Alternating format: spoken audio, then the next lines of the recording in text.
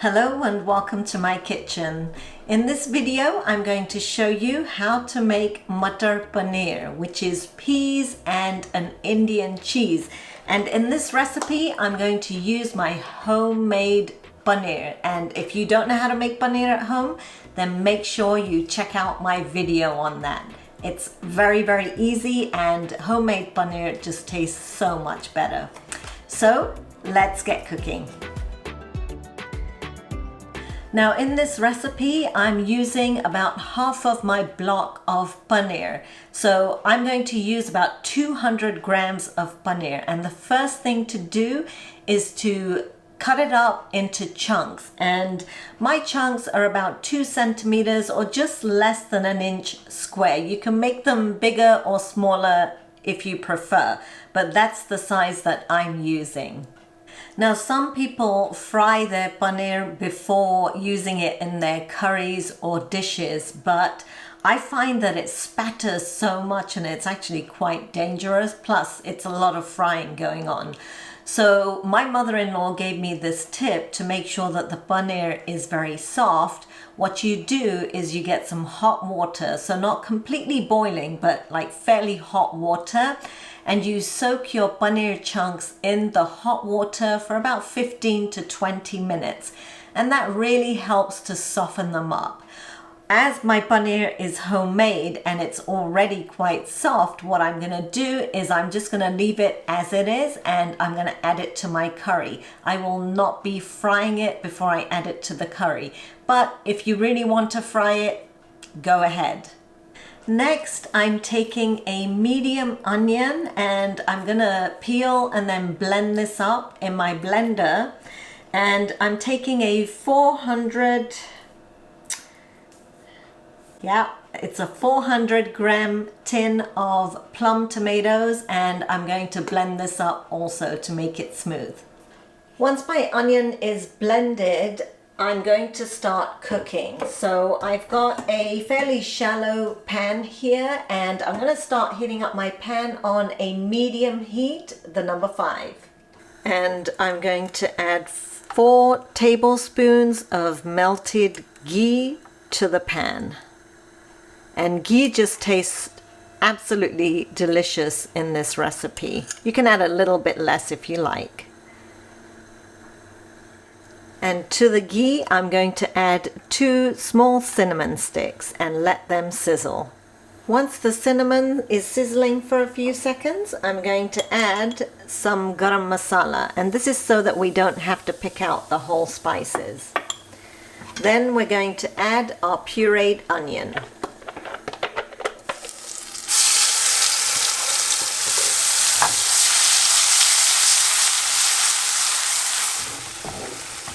Now these pureed onions allow the sauce to become really nice and smooth, so I much prefer pureeing them than chopping them up fine, and it's easier too. Now we're going to add about 1/4 teaspoon of cumin seeds. And we're going to let this fry until it's a nice brown color, or really until the onions are nicely cooked. Now while my onions are frying, I've got 3 cashew nuts here, and they can be raw or they can be roasted. It doesn't really matter, but I'm going to crush these up in a pestle and mortar to powder them. And this will really help to thicken up and make the sauce really creamy as well. Now my onions have gone brown, so I'm going to add 2 heaped teaspoons of ginger garlic chili paste in here. And we're going to fry this up for a few minutes just to make sure that it's cooked through. Okay, so the raw smell is going away, and this has just been frying for just over a minute here. Now I'm going to add my crushed up tomatoes.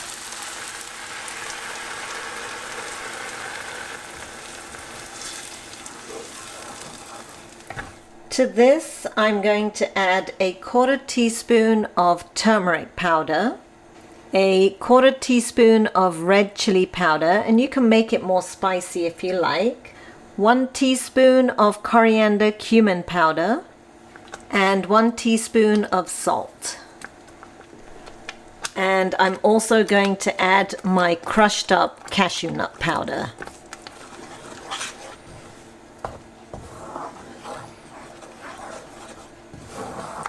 Finally, I'm adding a tablespoon of pureed tomato or tomato puree, and I'm going to mix that in.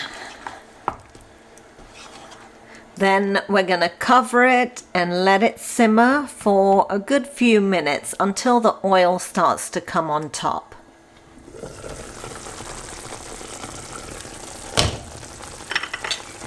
Alright, so this has been cooking for a few minutes and I can see that the oil is slowly starting to come up to the top, but it's not quite there. So I'm going to let it cook for another few minutes.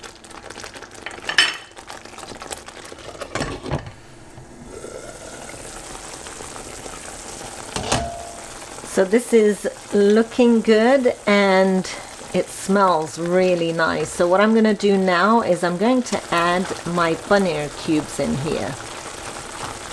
And if you've soaked your paneer cubes, then just remove the water and then just put the cubes in there and let it cook. So I'm going to let this simmer for a few minutes and then we'll add the peas in. So this has been going for about a minute.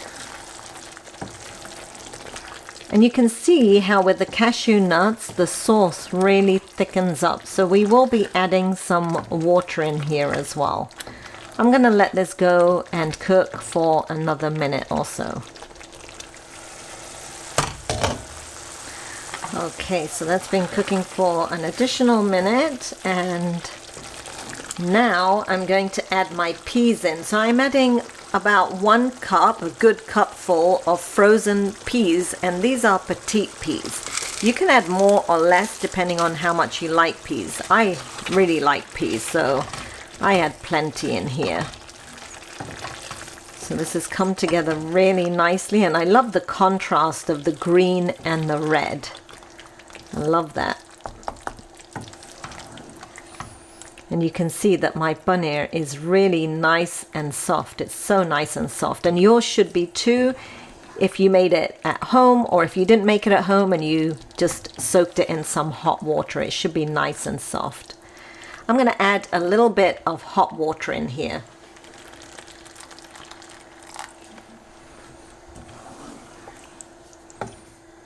Now I'm just going to let it simmer for a few minutes. Now after the peas have gone in and it's simmered for a little bit, you can taste it and adjust the seasonings.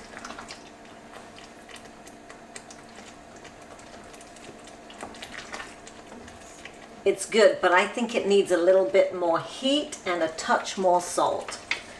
So I'm going to add another 1/4 teaspoon of red chili powder and a pinch more salt.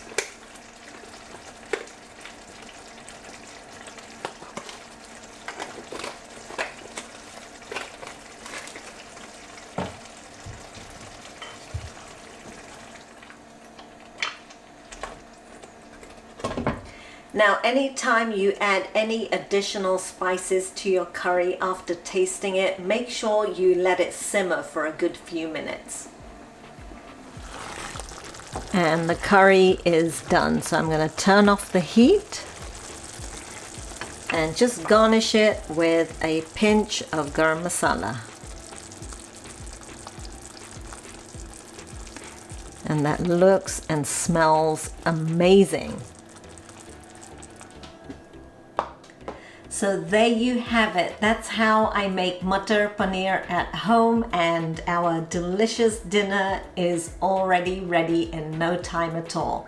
I hope you guys enjoyed watching this video. If you did, don't forget to give me a thumbs up and subscribe to my channel. And if you're enjoying my recipes, then definitely share them with your friends and family.